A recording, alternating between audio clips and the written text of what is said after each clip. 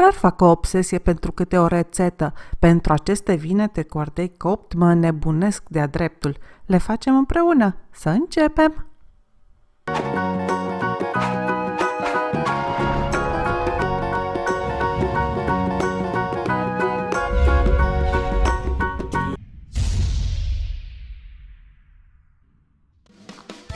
Începem prin a coace vinetele și ardeii. Am povestit deja în detalii cum coc eu vinetele, deci nu mai insist. Le coc întorcându-le pe toate părțile cu un clește de bucătărie, le întorc des ca să evit carbonizarea exagerată a pulpei, iar, la final, le sărez înainte de a le acoperi cu un prosop și le las să se înmoaie 10 minute. Coacem și ardei capia. Aici deja începusem să mă plictisesc, așa că am grăbit procesul, punând să se coacă și pe disc și într-o tigaie de fontă. I-am întors pe toate părțile des până pielița li s-a carbonizat și pulpa s-a înmuiat. Apoi, i-am pus într-un vas separat de vinete, i-am sărat și i-am acoperit cu un prosop 10 minute să se înmoaie. Între timp, curățăm vinetele, înmuind din când în când într-un vas cu apă curată mâinile pentru a scăpa de resturile de arsură. Punem vinetele curățate într-o sită de inox sau plastic, nu uitați, nu folosim la vinete alt metal decât inoxul, și le lăsăm să se scurgă de lichidul lăsat de pulpă. Între timp, curățăm și ardei capia. Vedeți, când sunt copți și înmuiați, ardeii sunt foarte ușor de curățat de pieliță. Motivul pentru care țin vinetele și ardeii separate în această etapă este că de lichidul scos de la vinete încerc să scap, iar sucul scurs din ardeii copți îl colectez cât pot de mult ca să-l folosesc în continuare în rețetă. Deși fiecare procedează cum crede, eu una nu sunt de acord cu spălarea pulpei ardeilor după curățare, îi se duce jumătate din savoare.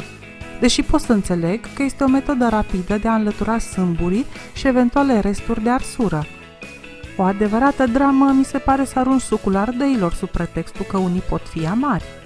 Foarte rar mi s-a întâmplat să dau peste un ardei amar, maxim de 2 ori în viață. Ardeii sunt amari doar când au fost culeși necopți și se poate verifica ușor curățând fiecare ardei separat și gustându-i zeama. Ne ocupăm acum de vinete, îndepărtăm resturile de arsură, înlăturăm codița și rupem sau tocăm, după cum vrem, pulpa în fâșii medii, după care le așezăm într-un vas de sticlă. De data asta nu am nimerit niște vinete prea frumoase, dar gustul lor este bun și nu sunt amare. Am îndepărtat cotoarele și semințele ardeilor, lucrând peste un vas, pentru a nu pierde sucul de la ardei. Am rupt fâșii pulpa și am adăugat-o peste vinete.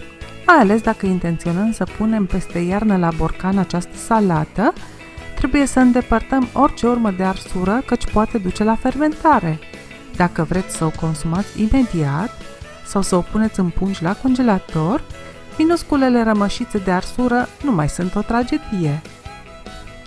Amestecăm ardeiul cu pulpa de vinete, după care preparăm marinata. Într-un borcan am pus 60 ml oțet, 60 g zahăr și 80 ml ulei.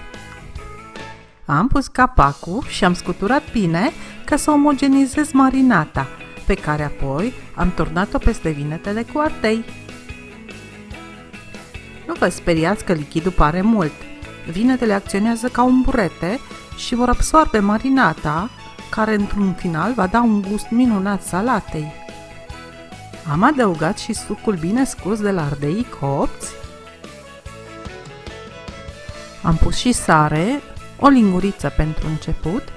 Lăsăm să se macereze totul minim o oră, preferabil peste noapte, după care o gustăm și potrivim cu sare dacă este nevoie. Acum e numai bună de savurat. Însă sigur nu vă puteți pune pe mâncat înainte de a da click pe like și abonare. Vă invit să dați o raită și prin celelalte rețete de pe canalul Căsuța Laurei, share dacă v-a plăcut, comentarii fie că v-a plăcut, fie că nu. Abia aștept să ne auzim la o altă rețetă. Bye bye!